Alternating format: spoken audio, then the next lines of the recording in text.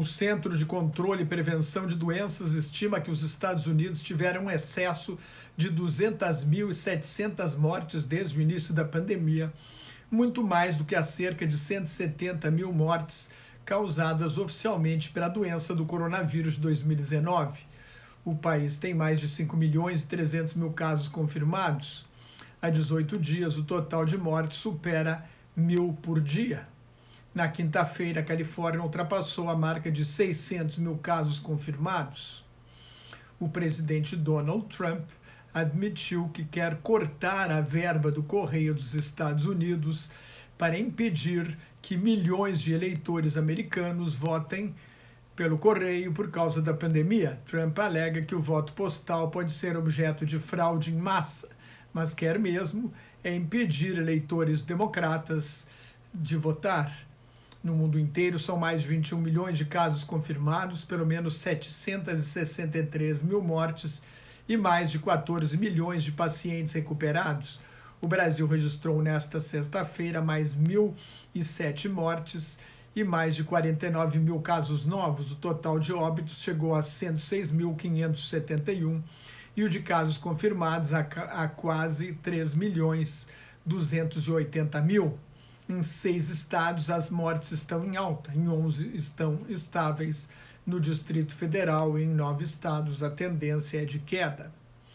A Espanha teve mais 2.987 casos e 12 mortes em 24 horas, totalizando agora quase 359 mil casos confirmados e 28.700 mortes. A taxa de infecção na Espanha é 11 vezes maior do que na Itália. O Ministério da Saúde espanhol proibiu fumar a menos de 2 metros de distância de outras pessoas e mandou fechar as discotecas. Na Itália, houve 574 casos novos na quinta-feira, o maior número desde 28 de maio, com pouco menos de 253 mil casos e pouco mais de 35 mil óbitos. A Itália é o 5º país do mundo com mais mortes por habitante, incluindo países muito pequenos como São Marino e Andorra. A Alemanha e a França também registraram aumento da contaminação. A Associação Médica Alemã declarou que o país já enfrenta uma segunda onda de contágio, o que estava previsto para o outono e inverno no hemisfério norte. Houve 209 mil mortes na Europa, mais de 233 mil na América do Norte e 237 mil na América Latina e no Caribe, hoje o centro da pandemia no mundo. O Vietnã registrou mais 24 casos novos e uma morte nesta sexta-feira. O total agora está em 930 casos confirmados e 22 mortes.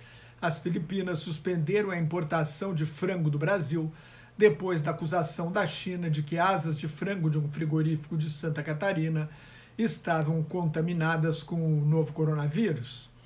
As vendas do varejo na China caíram em julho pelo 7º mês consecutivo. O consumidor chinês reluta em voltar às compras, a expectativa era de alta, mas as vendas baixaram 1,1% em relação a julho do ano passado. A China foi a origem da pandemia. Em novembro, conseguiu controlar a doença do coronavírus de 2019, com 11 semanas de um confinamento rigoroso na cidade de Wuhan. O mundo inteiro está atento à recuperação chinesa, um dos motores da economia mundial. Inclusive, para sair da última recessão de 2008, a expectativa é que a China seja a única grande economia a crescer em 2020, algo entre 1% e 2%. A produção industrial chinesa avançou 4,8% em julho em relação a julho do ano passado. O índice de desemprego ficou estável em 5,7%. Nos Estados Unidos, a produção industrial cresceu 3% e as vendas no varejo subiram 1,2% em julho. As vendas voltaram ao nível anterior à pandemia. Apesar da recuperação incipiente, os estados americanos devem ter um déficit acumulado de 555 bilhões de dólares, pouco mais de 3 trilhões de reais até 2022. A ajuda a estados e municípios é um dos pontos em que não houve acordo entre os grandes partidos na discussão sobre um novo plano de estímulo à maior economia do mundo. Os republicanos relutam em dar dinheiro a estados e municípios. Com os gastos extras para combater a pandemia, os estados e municípios americanos estão praticamente quebrados. A zona do euro teve em junho um saldo comercial de 21 bilhões e 200 milhões de euros, mais de 136 bilhões de reais. A queda nas importações superou a queda nas exportações, mais um sinal da fraqueza da economia mundial. Com menor expectativa de recuperação, os preços do petróleo fecharam em baixa a pouco mais de $40 por barril. A União Europeia fez um acordo com o laboratório britânico AstraZeneca para comprar 300 milhões de doses de uma vacina que está sendo desenvolvida junto com a Universidade de Oxford, na Inglaterra. O Reino Unido ficou de comprar vacinas das empresas americanas Johnson & Johnson e Novavax.